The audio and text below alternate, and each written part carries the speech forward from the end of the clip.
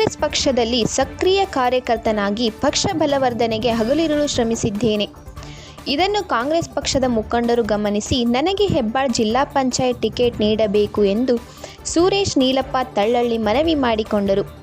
ನಾನು ಮೂಲತಃ ಕಾಂಗ್ರೆಸ್ ಪಕ್ಷದವನಾಗಿದ್ದು ಹೆಬ್ಬಾಳ ಜಿಲ್ಲಾ ಪಂಚಾಯತ್ ಮತಕ್ಷೇತ್ರದಲ್ಲಿ ತಳಮಟ್ಟದಿಂದ ಪಕ್ಷವನ್ನು ಕಟ್ಟಿದ್ದೇನೆ.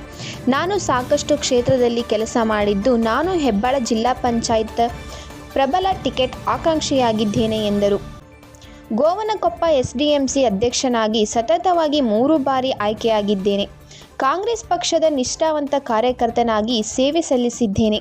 ಇದನ್ನು ಬ್ಲಾಕ್ ಕಾಂಗ್ರೆಸ್ ಅಧ್ಯಕ್ಷರು, ಜಿಲ್ಲಾ ನಾಯಕರು ಹಾಗೂ ಮುಖ್ಯಮಂತ್ರಿ ಸಿದ್ದರಾಮಯ್ಯನವರು ನನಗೆ ಹೆಬ್ಬಾಳ ಜಿಲ್ಲಾ ಪಂಚಾಯತ್ ಕ್ಷೇತ್ರದ ಟಿಕೆಟ್ ನೀಡಬೇಕೆಂದು ವಿನಂತಿ ಮಾಡಿಕೊಂಡರು.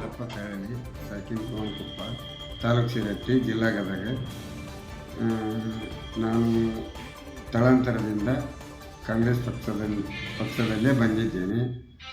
ನಾನು ಕೂಡ 30 ವರ್ಷದಿಂದ ಸೇವೆಯನ್ನು ಸಲ್ಲಿಸಿದ್ದೇನೆ. ಜನಸಾಮಾನ್ಯರ ಸೇವೆಯನ್ನು ಮಾಡಿದ್ದೇನೆ.